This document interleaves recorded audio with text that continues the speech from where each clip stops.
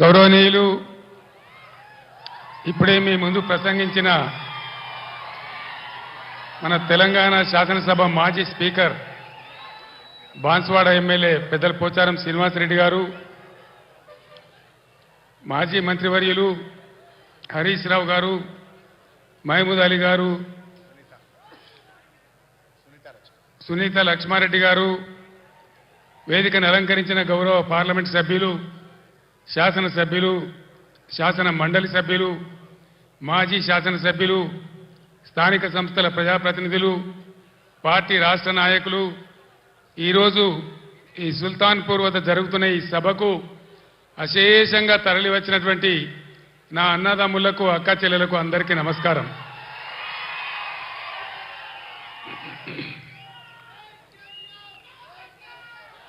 ఇక్కడ జరుగుతున్నటువంటి మెదక్ జహీరాబాద్ పార్లమెంటు నియోజకవర్గ అభ్యర్థులుగా పోటీ చేస్తున్న గౌరవ వెంకట్రామరెడ్డి గారు, గౌరవనీయులు శ్రీ అనిల్ గారు, మీ ఆశీర్వాదం కోసం వాళ్ళు ఇక్కడ ఈ సభలో మీతో పాటుగా ఉన్నారు.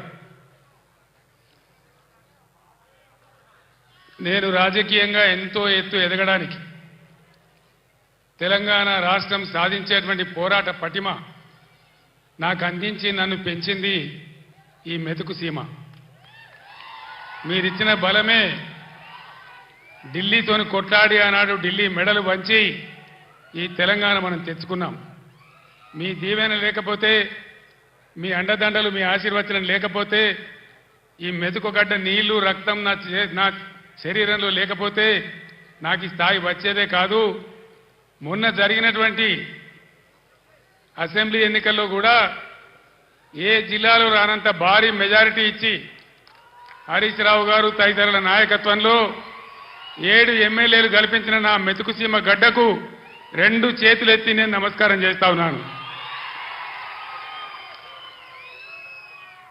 ఎన్ని జన్మలెత్తినా కూడా మీ రుణం నేను తీర్చుకోలేదని చెప్పి నేను మనవి చేస్తా ఉన్నాను. ఇవాళ కొంతమంది తెలివి ఉన్నవాడు, తెలివి లేనివాడు, అడ్డంపొడుగు మాట్లాడేవాడు బీఆర్ఎస్కు పార్లమెంటు ఓట్లెందుకు, సీట్లెందుకు అని మాట్లాడుతూ ఉన్నారు. ఇప్పుడే కావాలి బీఆర్ఎస్కు పార్లమెంట్లో ఓట్లు, సీట్లు. ఎందుకు? ఆనాడు నన్ను మీరు ఆశీర్వదించకపోతే, నేను వెళ్ళి కరీంనగర్ ఎంపీ గెలవకపోతే, పార్లమెంట్లో నేను తెలంగాణ బిడ్డగా గర్జించకపోతే మనకు తెలంగాణ రాష్ట్రం ఎక్కడి నుంచి వచ్చేది? ఈరోజు కూడా తెలంగాణ ప్రజల ఆకాంక్షలు, ఆశలు, హక్కులు నెరవేరాలంటే ఖచ్చితంగా పీఆర్ఎస్ బిడ్డలు పార్లమెంట్లో ఉంటేనే మన హక్కులు, అధికారాలు నెరవేరితే నేను మీకు మనవి చేస్తా ఉన్నా. ఏం జరుగుతూ ఉంది మీరు చూస్తూ ఉన్నారు. ఇప్పుడే పెద్దలు పోచారం గారు చెప్పినారు, పాలిచ్చే భార్యను ఎత్తేసి దున్నపోతుని తెచ్చుకున్నామని. జరుగుతుంది రాజకీయాలలో. అప్పుడప్పుడు గమ్మత్తుగా గుడ్డి లక్ష్మి వచ్చినట్టు కొంతమంది లిల్లీ పుట్టుగాళ్ళకు కూడా అధికారం వస్తుంది. వాళ్ళని ఎందుకంటారు లిల్లీ పుట్టని? ప్రజల అధికారం ఎందుకు ఇస్తారు? మాకు సేవ చేయమని, రాష్ట్రాన్ని బాగు చేయమని, గత ప్రభుత్వం కంటే కొన్ని మంచి పనులు చేయమని అధికారం ఇస్తారు, కానీ అడ్డదిడ్డం పనులు చేయమని చెప్పరు. ఇలా ఏం జరుగుతూ ఉంది ఈ రాష్ట్రంలో? నిన్న స్వయంగా మీరు కళ్ళారా చూసినారు. ఈ భారతదేశంలో ఉన్న చట్టాల ప్రకారం, అంబేద్కర్ మహనీయుడు రాసినటువంటి రాజ్యాంగం ప్రకారం ఆర్టికల్ 3 ఆయన పెట్టినాడు కాబట్టి అంబేద్కర్ గారి పుణ్యమా అని మనకు తెలంగాణ రాష్ట్రం వచ్చింది. ఆ మహనీయుని గౌరవించుకోవాలని, గుండెల్లో పెట్టుకోవాలని 125 ఫీట్ల ఎత్తున ఉండేటువంటి, ప్రపంచంలోనే ఎక్కడ లేనటువంటి, భారతదేశంలో ఎక్కడ లేనటువంటి అంబేద్కర్ విగ్రహాన్ని మనం హైదరాబాద్లో కట్టుకున్నాం. పోయిన సంవత్సరం మీరందరూ కూడా చాలా మంది వచ్చినారు. బ్రహ్మాండంగా దాన్ని ఆవిష్కరణ చేసుకున్నాం. కానీ నిన్న అంబేద్కర్ జయంతి, ఆ విగ్రహం పెట్టిన తర్వాత జరిగిన తొలి జయంతి, ఈ లిల్లీ పుట్టుగాల ప్రభుత్వం ఏం చేసింది? అక్కడికి గవర్నమెంట్ పోలే. ఆ మహనీయులంతా హిమాలయ పర్వతమంతా ఎత్తున్న విగ్రహానికి ఒక పువ్వు పెట్టలే, ఒక పూలమాల పెట్టలే, అంజలి ఘటించలే. అనేక రాష్ట్రాల నుంచి ప్రజలు వచ్చినారు చూడడానికి. వాళ్ళ కనీసం మంచినీళ్ళు ఏర్పాటు చేయలే. గేట్లు బంద్ చేసి తాళాలు వేసినారు. దీన్ని ఏమంటారు? అహంకారమా? కండకావరమా? ఏమనుకోవాలి దీనికి? అజ్ఞానమా? ఎవరు పెట్టిన విగ్రహమే కదా. మనం ఒక విగ్రహమే పెట్టుకోలే. ఆయన పెట్టిన ఆర్టికల్ 3తోనే తెలంగాణ వచ్చింది. కాబట్టి రాష్ట్ర సెక్రటేరియట్ కూడా, సచివాలయానికి కూడా అంబేద్కర్ మహనీయుని పేరే పెట్టుకున్నాం. విగ్రహం కాడికి పోలే. మరి ఆ సెక్రటేరియట్ ఎందుకు కూర్చుంటున్నారు? సిగ్గు లేకుండా కూర్చుంటున్నారా? అది కూడా అంబేద్కర్ పేరు మీదనే ఉన్నది కదా. యాదగిరి గుట్ట కూడా బీఆర్ఎస్ గవర్నమెంటే కట్టింది. మరి ఆడిపోయి ఎందుకు మొక్కుతున్నారు? ఎమ్మెల్యేలు ఉండే క్వార్టర్లు కూడా బీఆర్ఎస్ గవర్నమెంటే కట్టింది. గెలిచిన కాంగ్రెస్ ఎమ్మెల్యేలు దానిలో ఎందుకుంటున్నారు? అంటే అన్ని తీసేస్తారా? మిషన్ కాకతీయ చెరువులు బంద్ చేస్తారా? ఏమేం బంద్ చేస్తారు? ఈ లిల్లీ పుట్టుకాలని నేను ఎందుకన్నా అంటే దీనికే అన్నా. ఒకనాడు ఇదే లిల్లీ పుట్టుకాల పార్టీ సింగూరు ప్రాజెక్టు మన నోరు కొట్టి, మన ఎండబెట్టి ఒక డ్రాప్, ఒక చుక్క నీళ్లు కూడా మనకి ఇయ్యలే. హైదరాబాద్కి ఇచ్చినారు. బాధపడ్డాం, ఏడ్చినాం. పొలాలు ఎండిపోయినాయి. అక్కడ నిజామాబాద్ వాళ్ళు ధర్నా, ఇక్కడ మెదక్ వాళ్ళు ధర్నా. ఇయ్యలే. తెలంగాణ వచ్చినాక కదా ఇదే హరీష్ రావు ఇరిగేషన్ మంత్రిగా ఉండి జటా కాలువలు తవ్వి నీళ్లు సింగూరు కాలువలు తవ్వితే కదా అందులోకి నీళ్ళు వచ్చినాయి, పంటలు పండినాయి. ఎక్కడి నుంచి వాడుకున్నావు సింగూరు నీళ్లు? ఇచ్చినరా వీళ్ళు? వచ్చినాయా అన్నాడు నీళ్లు? ఇవాళ ఏం చేస్తారు ఈ లిల్లీ పుట్టుగాళ్ళు? సంగమేశ్వర, బసమేశ్వర 2 లిఫ్ట్లు పెట్టుకున్నాం బ్రహ్మాండమైనటువంటి. కాళేశ్వరం నీళ్లతోని సింగూరుకు లింక్ పెట్టుకున్నాం కాబట్టి అటు నిజాం సాగర్ కానీ ఇటు మెదక్ జిల్లా కానీ మలన్న సాగర్తో కలుపుకున్నాం కాబట్టి బ్రహ్మాండంగా సంగమేశ్వర, బసమేశ్వర, నారాయణ ఖేడ్కు, జైరాబాద్కు నీళ్ళు వచ్చేటువంటి లిఫ్ట్లు పెట్టుకున్నాం. అక్కడ 1,00,000 ఎకరాలు, ఇక్కడ 1,00,000 ఎకరాలు. ఆందోళన నియోజకవర్గానికి కూడా 1,00,000 ఎకరాలు. ఎక్కడ పెట్టిన దాన్ని? ఎందుకు పడబెట్టినరు? ఎందుకు కోల్డ్ స్టోరేజ్లో పెట్టినరు? దయచేసి మీరు ఆలోచన చేయాలి. నేను మీ అందరినీ కోరుతా ఉన్నా. దళిత బిడ్డలను, దళిత మేధావులను నేను కోరుతా ఉన్నా. అంబేద్కర్ గారిని అవమానిస్తే మనం మౌనం పాటించుదామా? దళిత బంధు పెడితే నోరు మూసుకొని పడిందామా? ఇవాళ వాళ్ళకి సురుకు పెట్టాలి. ఇదే పార్లమెంట్ ఎన్నికల్లో బిడ్డ మీరు మోసం చేస్తే గుద్దిత కింద పడకూడదామనే జవాబు మీరు చెప్పాలని చెప్పి నేను మిమ్మల్ని కోరుతా ఉన్నా. తెలంగాణ ఉద్యోగ ఉపాధ్యాయ సోదరులకు కూడా నేను కోరుతా ఉన్నా. ఏం జరుగుతా ఉంది? 4 నెలల సమయంలో ఇప్పుడు 5వ నెలకు వచ్చింది గవర్నమెంట్ వచ్చి. మీకు మేము ఎంత గౌరవం ఇచ్చినాం? ఆగమాగం కావద్దు. ఎలక్షన్ వస్తే పిచ్చోళ్ళలాగా ఓట్లు వేయద్దు. నిలకడగా ఆలోచన చేయాలి. నిజాలేందో తెలుసుకోవాలి. అప్పుడే మనకు సరి అయిన న్యాయం జరుగుతుంది. ఈ ప్రభుత్వం మెడలు వంచి మొన్న వాళ్ళు చేసిన ఆగమాగం హామీలు ఏవైతున్నాయో అవి నెరవేర్చాలంటే పార్లమెంట్ ఎలక్షన్లలో సురుకు పెట్టి చూపెడితేనే అవి సాధ్యమైందని మీ అందరికీ తెలియజేస్తా ఉన్నా. ఇవన్నీ మీకు కనబడతలేవా? నేను చెప్పానా? ఉద్యోగులను ఎంత గౌరవించినాం, ఎంత జీతం ఇచ్చినాం, ఎంత పెద్ద పీఆర్సీలు ఇచ్చినాం, తెలంగాణ స్పెషల్ ఇంక్రిమెంట్ ఎట్లా ఇచ్చినాం, ఇవన్నీ మీరు మర్చిపోయి ఇలా ఆగమాగం అడివడే అవుతామంటే మీరే నష్టపోతారు తప్ప బీఆర్ఎస్ పార్టీ కాదు. మీకు తెలివితేటలున్నాయి కాబట్టి, బుద్ధి ఉంది కాబట్టి, గౌరవం ఉంది కాబట్టి ఆలోచన చేసి చెక్ బ్యాలెన్స్ చేయాలని చెప్పి తెలంగాణ ఉద్యోగ ఉపాధ్యాయ సోదరులను కూడా ఈ సందర్భంగా నేను మేధావులుగా మీరు ఆలోచించాలని, ఈ గవర్నమెంట్ ముక్కుతాడేయాలని చెప్పి నేను మీకు కూడా అప్పీల్ చేస్తా ఉన్నా. ఇక్కడికి పోయి మన కరెంటు 9 ఏళ్ళ కన్నురేప కొట్టినంత సేపు అయినా కరెంటు పోయిందా? ఇవాళ పోతుందా? మరి ఇట్లే పోవన్నా ఉండాలి కదా. ఉండాలంటే పార్లమెంట్ ఎలక్షన్లో బీఆర్ఎస్ గెలవాలి. మెదక్ల వెంకట్రామరెడ్డి, జైరాబాద్లో అనిల్ గెలిస్తేనే ఎల్పడ దాపడ కోళ్ళలాగా ఉన్నారు. ఇద్దరు కూడా చదువుకున్న వాళ్ళు. ఒక ఆయన ఐఏఎస్ అధికారి, ఇంకొక ఆయన తెలంగాణ ఉద్యమకారుడు.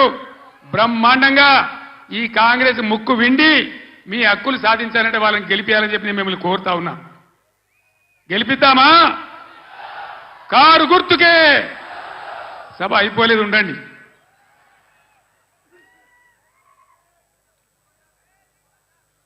ఎన్ని మాటలు చెప్పానండి. కేసీఆర్ 1,00,000 రుణమాఫీ చేసిండు కదా, ఇక ఉరుకుని ఉరికి ఉరికి ఉరికి 2 లక్షలు తెచ్చుకోని చెప్పిండ్రా? డిసెంబర్ 9 నాడే మాఫీ చేస్తాం, ఎదురైన ఆడవిళ్ళకు 2,500 ఇస్తాం. ఎన్ని చెప్పిండ్రు? ఒక్క మాట అన్న ఖాయం ఉన్నదా? మరి ఏం జరగాలి ఇప్పుడు? ఈ రాష్ట్రం ఇట్లే పోవన్నా?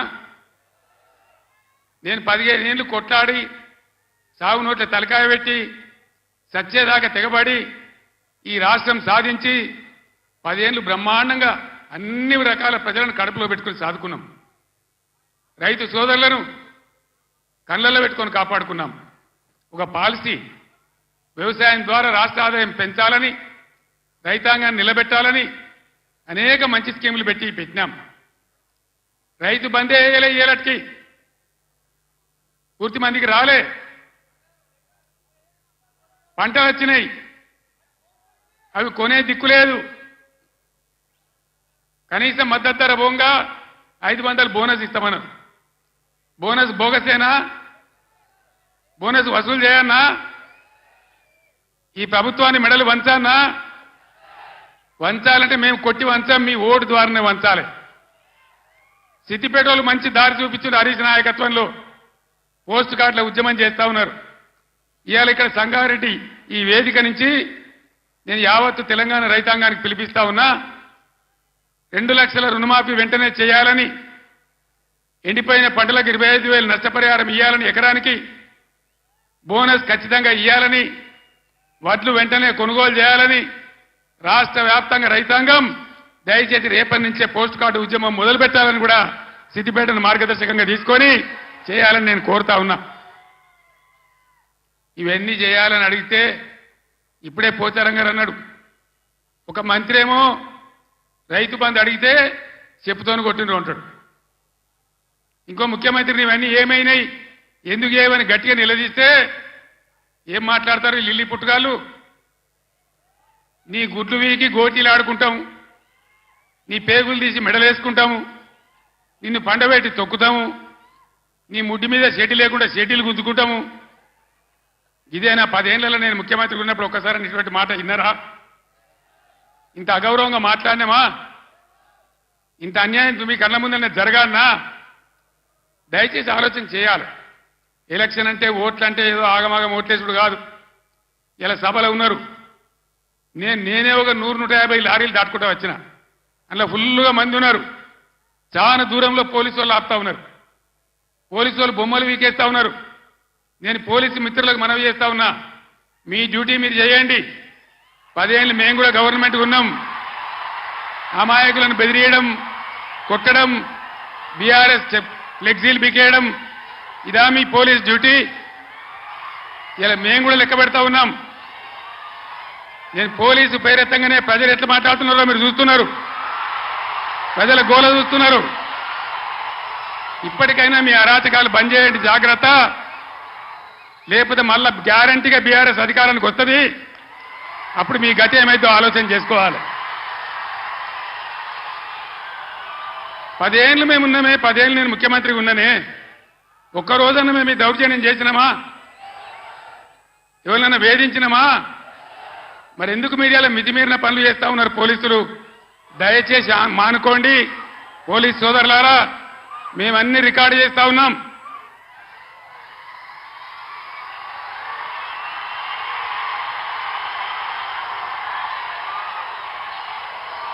ఈ ప్రజల స్పందన చూసైనా మీరు మారాలి. డీజీపీ గారు మీరు మారాలని నేను చెప్తా ఉన్నా, లేకపోతే మీ మీదకి ప్రజలే తిరుగుబడే రోడ్ వస్తుంది, జాగ్రత్త అని నేను చెప్తా ఉన్నా. మా కార్యకర్త తెలంగాణ ఉద్యమకారుడు సల్వాజీ మాధవరావు అని కరీంనగర్ జిల్లా ధర్మారంలో, పెద్దపల్లి జిల్లాలో ఆయన సోషల్ మీడియాలో ఒక పోస్ట్ పెట్టిండని చెప్పి ఆయన మీద అక్రమ కేసులు పెట్టి ఇలా జైలు తరలించినారు. ఆయన కరీంనగర్ జైల్లో ఉన్నాడు. ఇది మీకు న్యాయమా? డీజీపీకి ఏమైనా గౌరవం ఉంటే ఆ సల్వాజీ మాధవరావు మీద ఏదైతే జరిగిందో దాని మీద స్పెషల్ కమిటీ సీనియర్ ఐపీఎస్ ఆఫీసర్తో ఎంక్వైరీ చేయాలి. ఏ సబ్ ఇన్స్పెక్టర్ ఏ సర్కిల్ ఇన్స్పెక్టర్ దౌర్జన్యానికి పాల్పడ్డాడో వాళ్ళ మీద మీరు చర్యలు తీసుకోవాలి. లేకపోతే తస్మాత్ జాగ్రత్త, మేము న్యాయస్థానం తలుపులు దాడతామని మనవి చేస్తా ఉన్నా. మేము కూడా మస్తుగా చూసినాం. నేను కేంద్ర మంత్రిగా పనిచేసిన, రాష్ట్ర మంత్రిగా పనిచేసిన, ఇదే జిల్లాలో 20 ఏళ్ళు ఎమ్మెల్యేగా ఉన్నా, ముఖ్యమంత్రిగా పనిచేసిన, కానీ దౌర్జన్యాలు ఎన్నడూ మీతో మేము చేయించలే. అనవసరంగా మీరు రాజకీయ చేసే వాళ్ళు చేస్తారు, మీకు అవసరం లేదు. ఆయాల ఎక్కడ చూసినా వరి కోతలు ఉండే, ఇవాళ కరెంటు కోతలు, క్రాప్ హాలిడేలు. దయచేసి ప్లీజ్ 10 నిమిషాలు, నేను ఎక్కువ మాట్లాడను, 15 నిమిషాలు నినాదాలు తర్వాత చెప్తాను తమ్ముడు.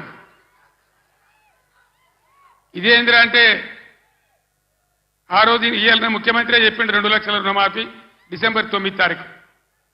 ఏడవాయ డిసెంబర్ 9 తారీఖు ఎవడో కూడా అన్నాడట, కూర్చుంటే లేవో శాత కాదు కానీ తాటి చెట్టు అంత ఎగురుతా అన్నాడట. డిసెంబర్ 9 పోయింది, అన్ని పోయినాయి. మళ్ళా ఆగస్టు 15కి చేస్తామంటారు. మొన్న ఇంకో ఎమ్మెల్యే రేవూరి ప్రకాష్ రెడ్డి అని ఏడాది తర్వాత చేస్తామంటారు. అసలు వీళ్ళు చేస్తారా? వీళ్ళని నమ్మచ్చునా? వీళ్ళను వంగదీసి వీళ్ళ మెడలు వంచి 2 లక్షల రుణమాఫీ చేయించే బాధ్యత బీఆర్ఎస్ పార్టీ మేము తీసుకుంటా ఉన్నాం. అందరం కలిసి యుద్ధం చేద్దాం. పార్లమెంట్ ఎన్నికల్లో బీఆర్ఎస్ అభ్యర్థులను గెలిపించండి, బీఆర్ఎస్ కు బలాన్ని ఇవ్వండి. రైతుల పక్షాన బీఆర్ఎస్ పోరాటం చేస్తుందని మనవి చేస్తా ఉన్నా. ఏం జరుగుతుందో చెప్పండి. ఒకసారి ఆలోచన చేయాలి ప్రజలు. ఓట్లు ఆగమాగం వేయద్దు, ఎవడో ఏదో చెప్తాడు. ఇదివరకే మొన్న దెబ్బతిన్నాం, మొన్న ఎలక్షన్లో దెబ్బతిన్నాం, కింది మీద అయిపోయినాం. ఎంత ధీమాగా ఉండ్రి రైతులు, ఎంత మంచిగా ఉండ్రి, ఎంత బ్రహ్మాండంగా ఉండే, ఎంత మంచిగా రైతు బంధు మీ బ్యాంకులో పడుతుండే, కరెంట్ ఎంత మంచిగా వచ్చేది, చెల్లుకుంటలు ఎట్లా నిండి ఉండే, ఏ విధంగా నీళ్ళు వస్తుండే, మీ డబ్బులు ఎట్లా కొన్నాము. ఇవాళ తప్పుడు వానలు పడే పరిస్థితులున్నాయి. అక్కడక్కడ తెచ్చిన వడ్లు తడిచిపోతున్నాయి, కాంటాలు పెడతలేరు, కొనుగోలు జరుగుతలేదు. దాని మీద గవర్నమెంట్కు నియంత్రణ లేదు.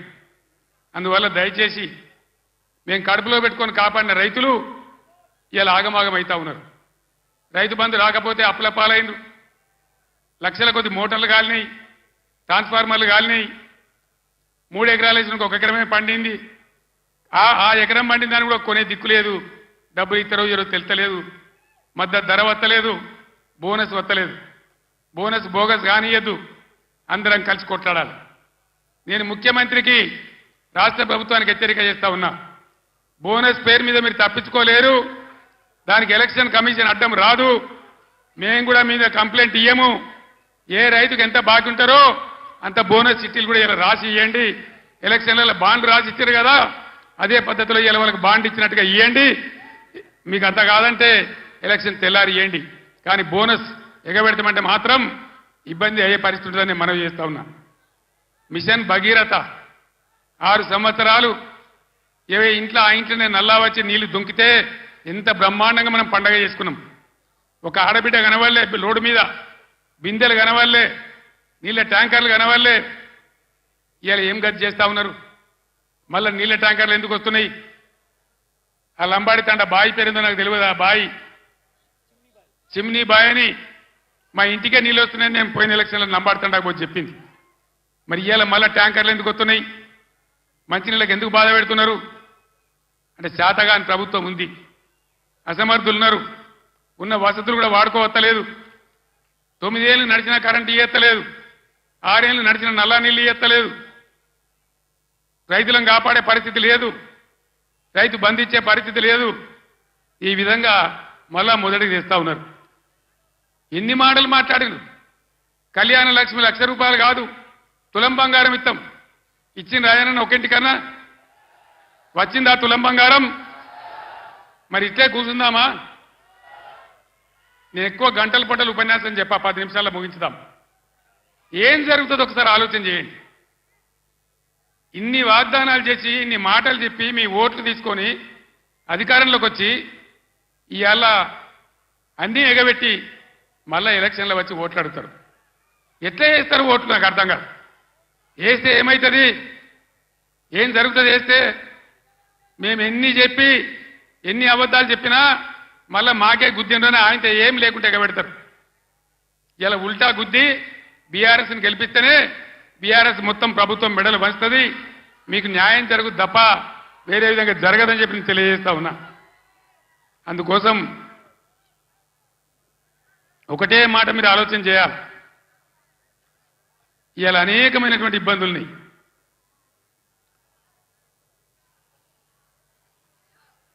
ఈరోజు మంచి అభ్యర్థులను పెట్టినాం, మంచి అన్ని విధాలుగా మిమ్మల్ని ఆదుకునే పద్ధతిలో వాళ్ళు పనిచేస్తారు, వాళ్ళని గెలిపించాలని చెప్పి నేను మిమ్మల్ని కోరుతా ఉన్నా. ఎంతసేపు చెప్పినా ఇదే చెప్పాలి, ఇటుదింపు పడిదింపు. ఒక్కటే మాట నేను చెప్తా ఉన్నా, ప్రజాస్వామ్యంలో ప్రజలు అన్ని ఆలోచించి ఓట్లు వేయాలి. మన కళ్ళ ముందే మనల్ని మోసం చేస్తుంటే మళ్ళీ వాళ్ళకే సర్దిగడితే మళ్ళీ వాళ్ళకే ఓట్లేస్తే ఎటుకాకుంటే అయితే ఆగమవుతాం.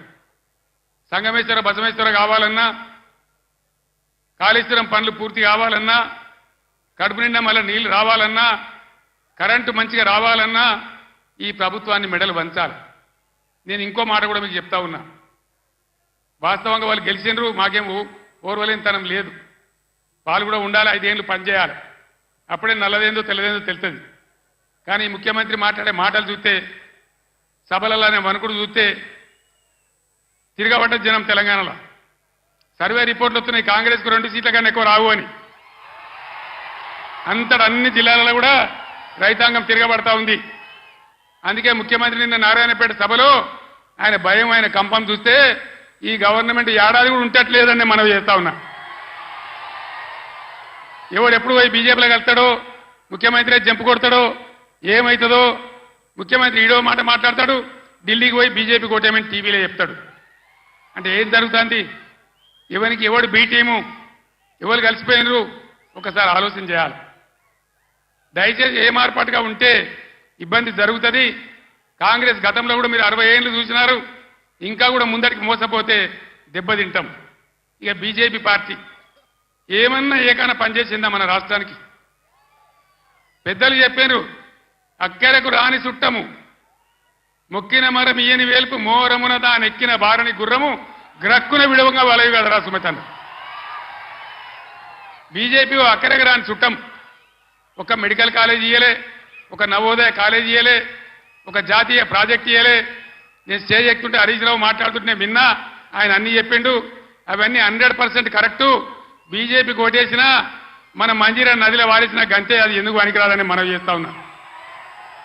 యువకులు ఒక గాడి పిల్లవాడు కొట్టుకొని పోకుండా, పిచ్చి పిచ్చిగా గుడ్డిగా ఓట్లేయకుండా దయచేసి ఆలోచన చేయాలి.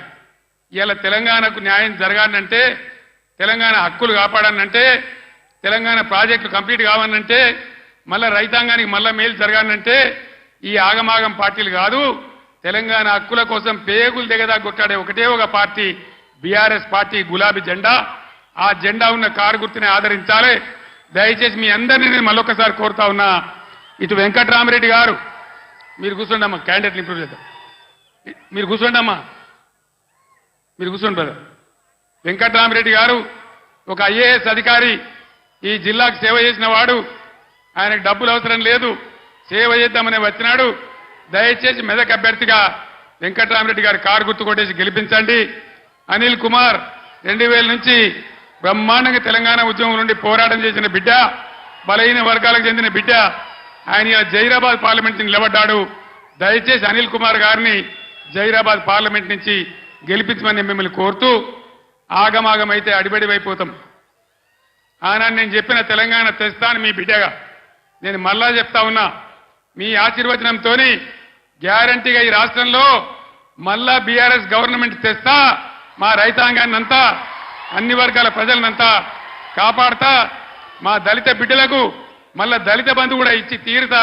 మీ ఆశీర్వాదంతో ముందుకు సాగుతాను మనవి చేస్తూ, ఇంత పెద్ద సంఖ్యలో ఏ సిటీ పక్కకు లేకపోయినా, ఏ టౌన్ పక్కకు లేకపోయినా, ఇంత పెద్ద ఎత్తులో ఈ సభకు తరలి వచ్చినటువంటి మీ అందరికీ కూడా పేరు పేరున ప్రతి ఒక్కరికి ధన్యవాదాలు తెలియజేస్తూ నేను సెలవు తీసుకుంటా ఉన్నా. జై తెలంగాణ.